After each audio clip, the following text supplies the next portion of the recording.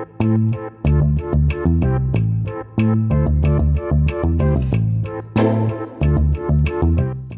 and welcome to the Dream Season podcast, an oral history of the 1989-90 UConn men's basketball season, also known as the Dream Season. This is episode 8, The Turning Point.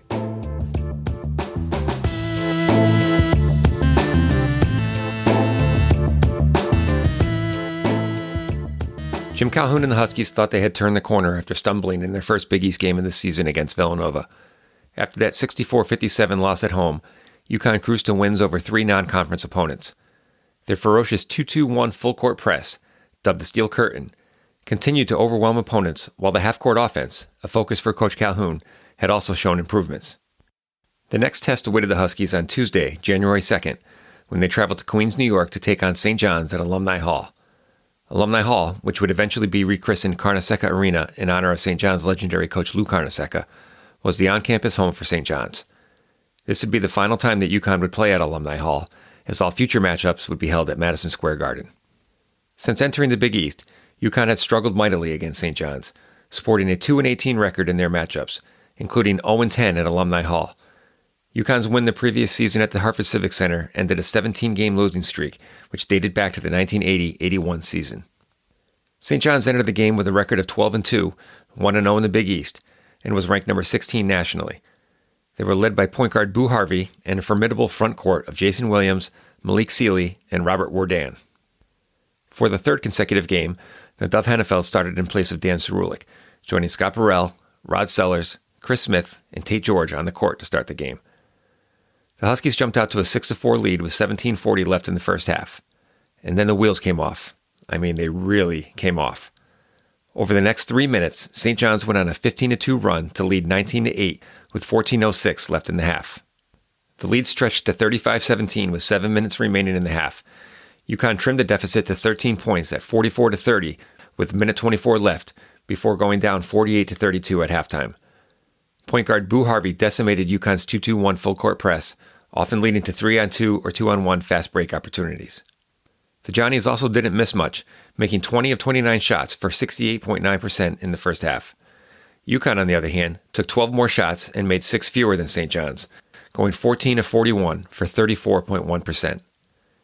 After falling behind by so much so early, the Huskies looked to make up the deficit by shooting 3-pointers. They were 1 of 10 in the first half, while St. John's was 3 of 5. Against Villanova in mid-December, UConn was down 15 at halftime and came out of the locker room energized, eventually cutting the Nova lead to just 4 after the first 8 minutes of the second half. History would not repeat itself on this night. St. John's started the second half on a 10-0 run. Calhoun attempted to stop the onslaught by using his timeouts, but to no avail. The lead ballooned to as much as 36 points before the game mercifully ended with a 93-62 St. John's victory. The post-mortem analysis was as bad as you might expect. UConn entered the game holding opponents to a field goal percentage of 39.2%. St. John's shot 68.6%. The Huskies shot even worse than the Villanova game, going 26 of 80 for 32.5%, including 2 of 16 from three-point range. The 31-point margin of defeat was the largest for a Calhoun-coached UConn team, and UConn's worst Big East loss since the 1984-85 season, a 97-64 loss to, you guessed it, St. John's. Boo Harvey finished with 20 points and 10 assists, while the trio of St. John's big men of Williams, Sealy, and Wardan scored a combined 54 points on 23 of 29 shooting. Only 3 Huskies scored in double figures. Tate George had 12, Rod Sellers had 11, and Chris Smith had 10, while going 3 of 14 from the floor. Scott Burrell was playing with a sore left knee after twisting it against St. Joseph's in the opener of the Connecticut Mutual Classic. He managed just 2 points on 1 of 6 shooting, but more importantly, struggled to keep up with Malik Sealy defensively.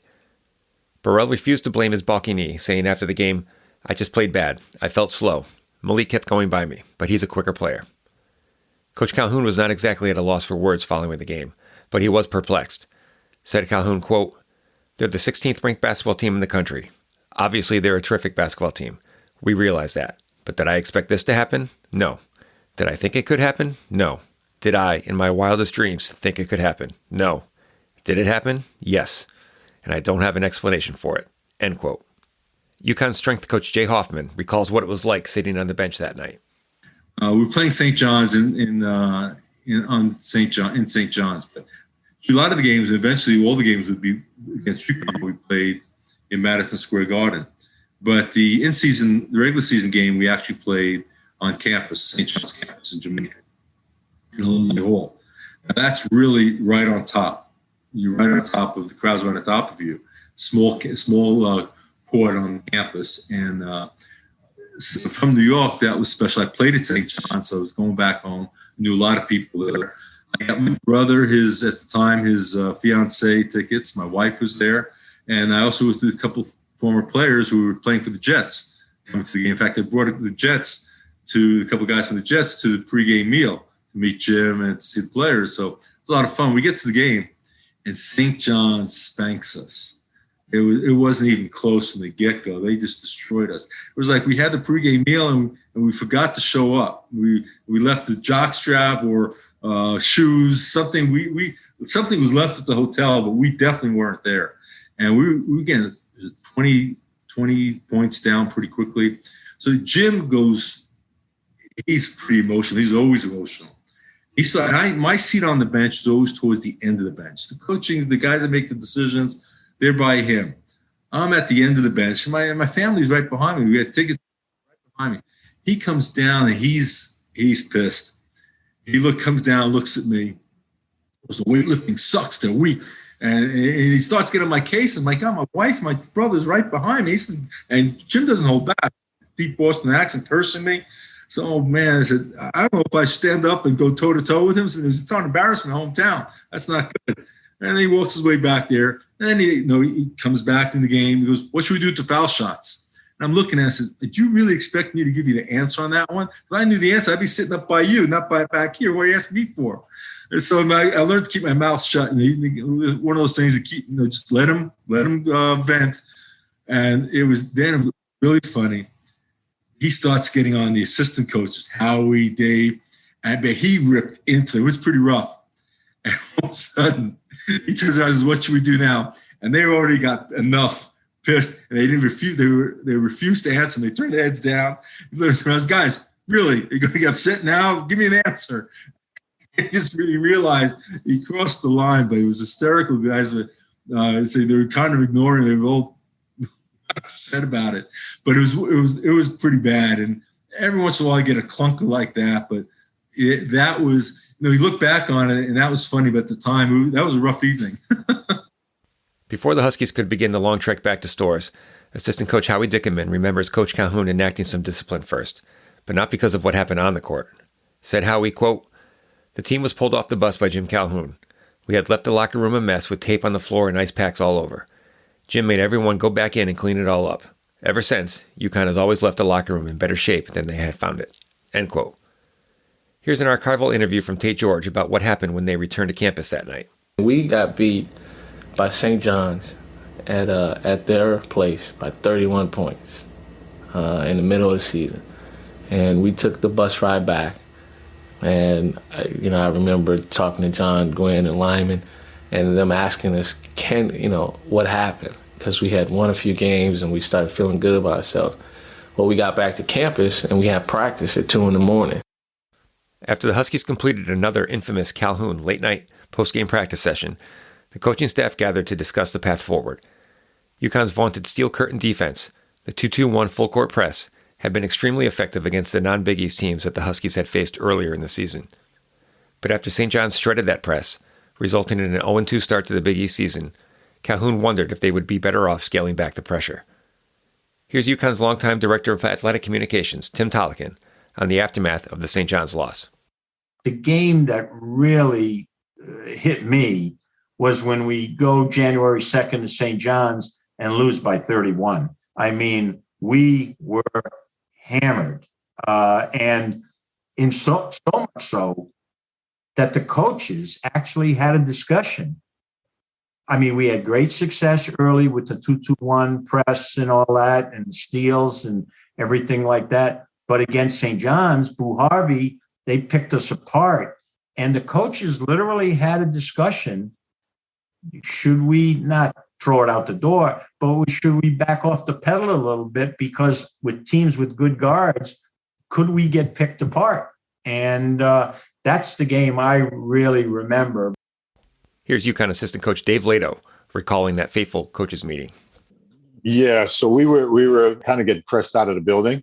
We're giving up easy baskets, high percentage shots, those kind of things. And as you mentioned it, I hadn't thought of it in a long time, that conversation. It was much more Howie and Jim, and the role of an assistant is to be a suggester and not a decision maker. So we got, all kind of answers, because it's not on us, it's on the coach.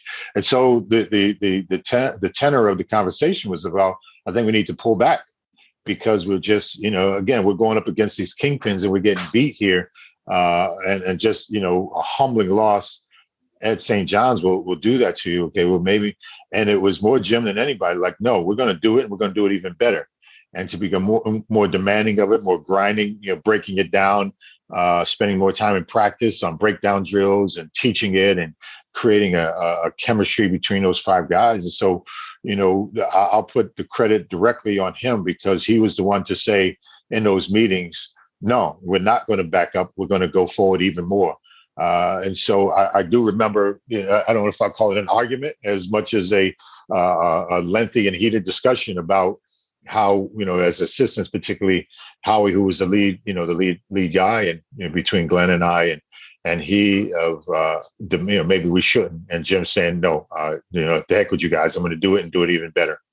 Finally, here's Coach Calhoun on the loss and that meeting. When Jason Williams made like three pointers in his career, made two in that game late, which I complained to Louie about. He gave me the famous lines, Irish, which is what he called me. Remember, you can only coach one team at a time, which I thought was great. And I loved him. But my point was, he's 100% right. And, we walked out there saying, the one thing you can't do, you can do a lot of things somewhat half speed. You can't coast in a press, because that means layups for the other team. And that's what we did that day. We got scared in the press, wasn't quite as effective, and we got blown out. Later on, though, we proved that press was pretty good. And I still remember, you alluded to it, the meeting we have the coaches. Some guys, Coach, maybe we should sit back. I said, sit back. We're only going to speed up. Our next practice was about a 3-hour practice of nothing but pressing. This is our identity. This is who we are. And this is what we're going to be. The Huskies had 3 days to prepare for their next game, a home matchup with the Pittsburgh Panthers at the Civic Center on Saturday, January 6th. Part of that preparation included their first practice in their soon-to-be new home. The first game at the still unfinished $21.6 million Harry A. Gamble Pavilion was 3 weeks away, but the first practice on the new court was held on Thursday, January 4th. The Huskies had attempted to practice there a week earlier, but the dust from the ongoing construction had made the court too slippery. Calhoun was looking forward to the switch from the fieldhouse to Gamble, as he knows the upgrade will take some getting used to. Quote, I don't know how long it will take them to feel comfortable. We went to Alaska and it felt strange. But after 2 days there, everybody was settled in and that was their home. I think the players will adapt very quickly. The key will be when we start playing games there and how well we do. Boston College struggled some in its new building last year, but if you win, it becomes a home court advantage. End quote. The excitement of using the brand new facility for the first time was tempered by the absence of one of the key members of the team, Scott Burrell. Burrell had an MRI on his left knee, but the results wouldn't be reviewed until the morning of the Pittsburgh game. Calhoun was preparing for the Panthers as if Scott would not be available, in which case Dan Cerulik would move back into the starting lineup. Calhoun also increased the practice workload for Murray Williams and freshman Terrena Walker. The Panthers, who were predicted to finish third in the conference, also came into the game looking for their first Big East win of the season. Earlier in the week, they nearly upset number 1 Syracuse at home, losing 80-78. Pitt was dealt a blow when they lost starting point guard Sean Miller for the season after undergoing foot surgery. They were led by forward Brian Shorter, who was averaging 21 points per game. The Huskies were down 6-2 after the first 4 minutes when Calhoun subbed in Lyman DePriest. Lyman was tasked with denying the ball from Shorter. Said Calhoun, quote, Pitt was looking for Shorter. When DePriest took that option away from them, Pitt became a perimeter team. Perimeter defense is our strength defensively, and that made our job easier. End quote. As the first half moved along, the game was tied at 19 with 3:11 left. After a Tate George steal led to a hoop and foul by Rod Sellers, Pitt head coach Paul Evans was teed up. Chris Smith made one of 2 technical free throws, followed by a George jumper from the lane to put UConn up 24-19. The Huskies forced 14 first-half turnovers and led at halftime 30-24.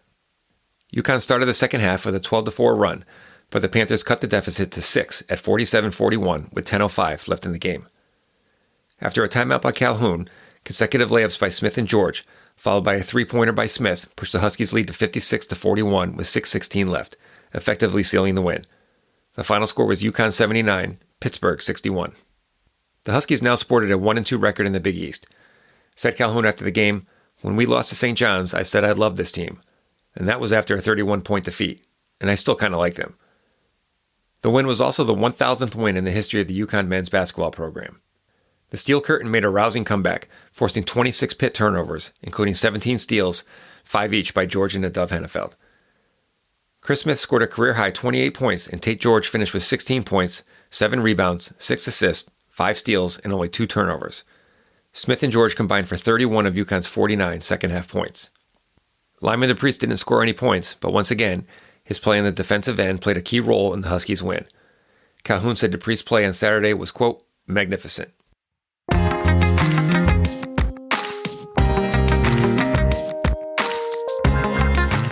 The news was not all positive following the win over Pittsburgh. After the game, it was announced that Scott Burrell would undergo arthroscopic surgery on Monday, January 8th, to remove some torn meniscus from his left knee. The surgery was successful, and the hope was that Burrell would be back to full strength in about a month.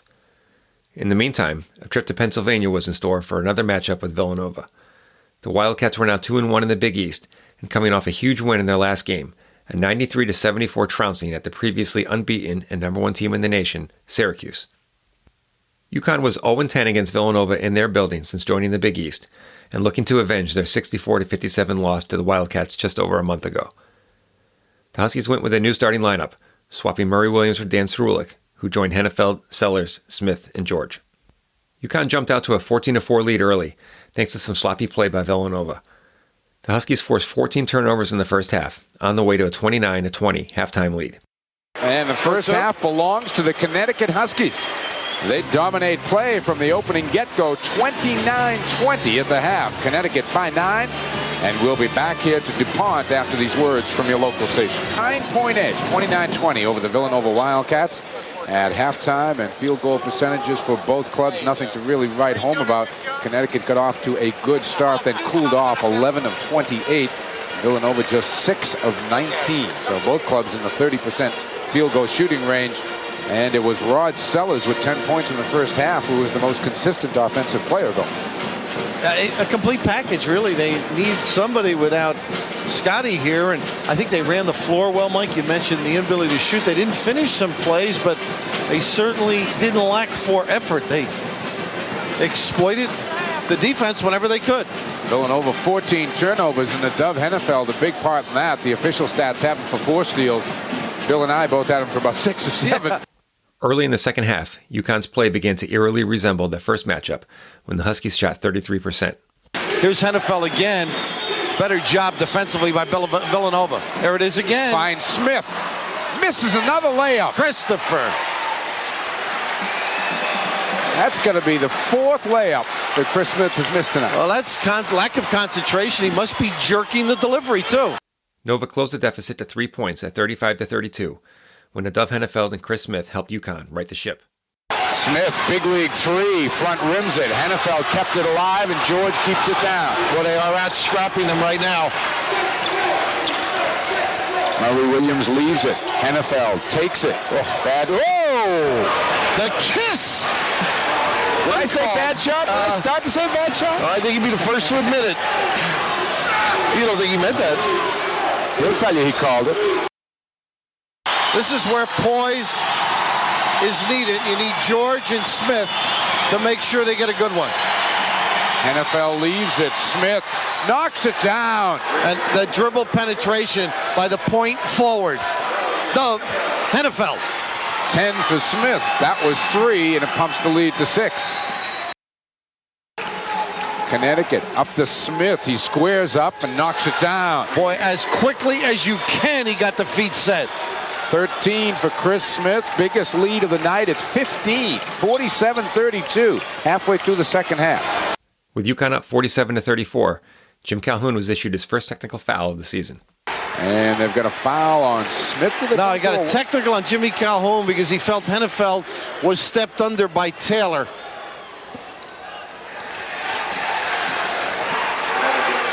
Jim Calhoun doesn't believe it was called on him. Jimmy was looking over at us. Now he's really upset. Oh.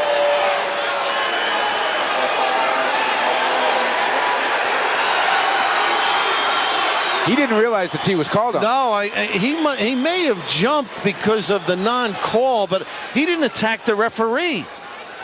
And of course, some guys pay attention to the bench. There's one thing he didn't want to do is get one. Was it Ted Valentine who made the call? No, Donnie Gray. He came out from under the basket. But, you know, you are going to get excited on the sidelines. And I just think sometimes you got to look the other way.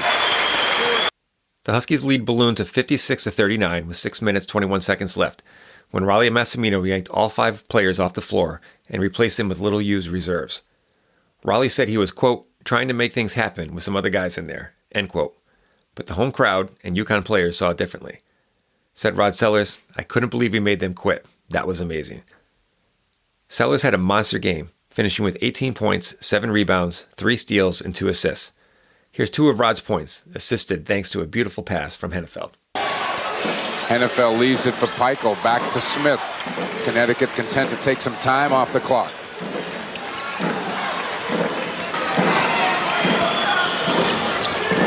Hennefeld to the hole, leaves it for Sellers. Oh, is that gorgeous? The man can play. Look away. There's another guy in New England, Larry. You better stop all that nonsense with McHale and others. Look at that. Vryn almost ended up in the Eastern Bloc. That's on all the highlight films in the state of Connecticut tonight. Oh, knows right now. Well, I hope you have a lot of clothes at home. You lost some of them there, Paul. 17 for Sellers, 18 for Smith, 14 for Hennefeld. UConn cruised to a 71-54 victory, their first road win against the Wildcats since joining the Big East.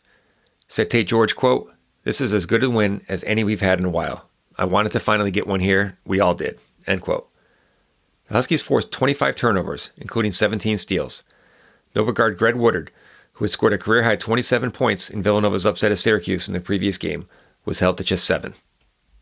Hennefeld was named player of the game, finishing with a career-high 19 points, 8 rebounds, and 6 steals, while Chris Smith also scored 19 and went 4 of 6 from three-point range.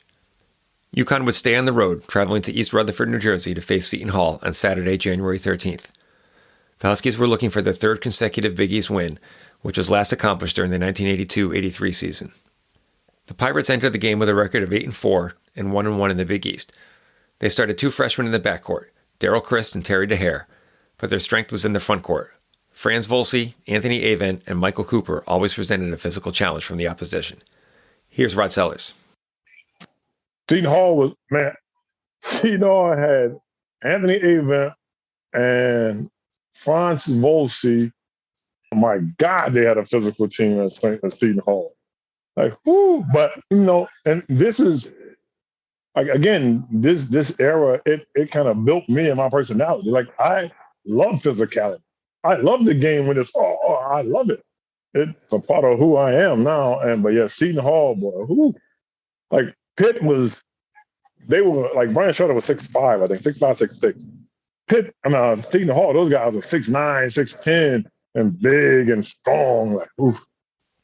Once again, Murray Williams started over Dan Cerulik, who after averaging nearly 20 minutes per game over the first 10 games of the season, has averaged only 12.5 minutes over the last 5 games, including a season-low 3 minutes in the previous game at Villanova. For most of the first half, it was a typical Big East slugfest. There were 9 lead changes, and neither team led by more than 4 points, until UConn went on a 13-3 run to end the half. Hennefeld, kind of a point forward on this club. Penetrates, leaves it nicely on the baseline. Gwynn squeezes and gets it. How does Gwynn get the job done down low? Good look again by Hennefeld. He's taking charge out there. And a timeout, a big run by the Connecticut Huskies here forces P.J. Carlissimo to talk it over. 9-zip the run, and it's a 10-point lead, 38-28 Connecticut with 1:45 still to play in the first half. And Nadav Hennefeld, who we talked about off the top of the show, does a lot of different things for this club. He really does, and this one won't necessarily show up in the box, but just stays after it aggressively, doesn't go out of bounds, and keeps it alive. That's just a great heads-up play by Hennefeld. The Huskies took a 42-31 lead into the locker room at halftime. Mike Gorman along with Ron Perry. We're still at halftime. The Connecticut Huskies up by 11. 42-31, and it has been the Connecticut defense all night long that has caused all sorts of problems for Seton Hall. We'll take a quick look at the numbers here and then show you a replay or so that'll justify what we're saying. Field goal percentage is 57% for the Hall, a little bit deceiving. They have really done well with the three-point field goal so far in this game. It's kept them in the game. It really has, because they haven't taken particularly good care of the basketball, but with the hot shooting, they have stayed within striking distance until the late UConn run to end the half. Connecticut 5 of 7 at the line. Seton Hall making just 4 trips, and Seton Hall attempting 13 less shots than Connecticut, which is a big number here. Connecticut a 16-12 advantage on the boards, something that Jim Calhoun has to be very, very happy with. And Seton Hall turning it over. That's the story of the game right now. 13 first half turnovers for this club, only 4 for the University of Connecticut in the face of good, solid man-to-man defense from Seton Hall. Points off turnovers, if you're looking for one stat that really sums up the first half, that would be the one. Both teams started the second half hot, with each team trading hoops for the first 12 minutes. UConn maintained a comfortable lead during that stretch, never letting Seton Hall get closer than 7 points. Then the Huskies went on a 9-0 run to take a 69-53 lead with 8 minutes, 10 seconds left in the game. The Huskies have it back to an 11-point lead with 8:45 to go in the game, and Cerulic at the free throw line. 5.7 is favorite number. He has his 5 points now.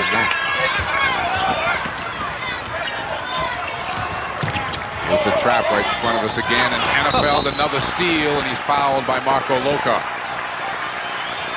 I know we're beginning to sound like a broken record, but it is unbelievable how involved this kid Hennefeld is in the game. I mean, it's defensively and offensively. And not necessarily just scoring points offensively. He's just around the ball. Here it is again defensively, the good anticipation. And that's what he does defensively. He just keeps an eye on things, and he's in the right place at the right time, all the time.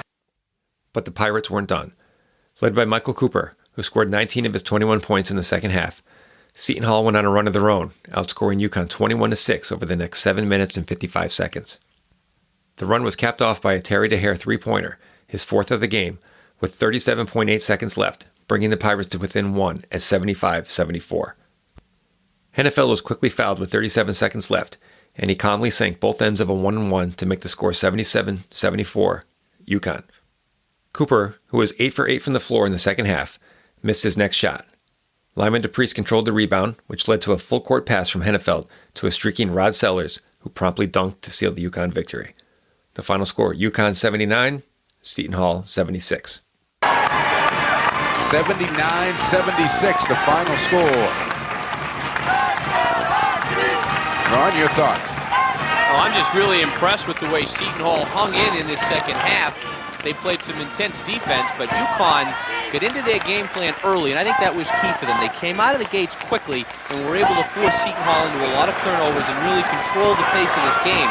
However, Seton Hall at home shot the ball so well that both teams were able to trade runs, and Seton Hall really with a great shot down the stretch here. If a couple more missed Connecticut free throws had happened, they were right there.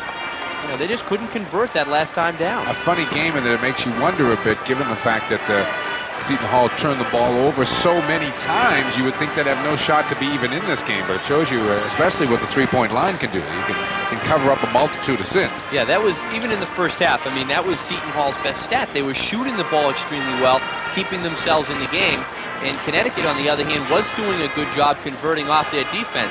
We talked a lot about Hennefeld, and he was just all over the floor in this game. Made some big free throws, Tate George did, and then finally they were able to make a very convincing basket at the end with Rod Sellers to put this thing away. Sellers followed up his strong performance against Villanova with another beauty, finishing with 19 points on 8 of 11 shooting and 7 rebounds. Hennefeld continued to impress, scoring 14 points while adding 8 rebounds, 6 steals, and 5 assists. He now has 74 steals on the season and moved closer to the UConn single-season mark of 83, set by Bobby Doolin in the 1979-80 season. John Gwynn bounced back from his only scoreless game of the season against Villanova, scoring 14 points. The Huskies forced 23 Seton Hall turnovers, including 18 steals. The back-to-back road wins impressed Jim Calhoun, who said after the game, quote, "I said from the beginning I like this team. Now they're showing why. I think we're pretty good." End quote. The flogging at the hands of St. John's just 11 days prior seemed like ancient history. The Huskies now had an overall record of 13-3 and were 3-2 in the Big East, which put them right in the middle of the standings. The 3-game winning streak was significant for UConn, as the upcoming schedule seemed daunting. Up next for the Huskies was a big Monday matchup against the 6th-ranked Syracuse Orangemen at the Hartford Civic Center, followed by the number 2-ranked Georgetown Hoyas, also at the Civic Center, just 5 nights later. When the week was over, nothing would ever be the same for the program.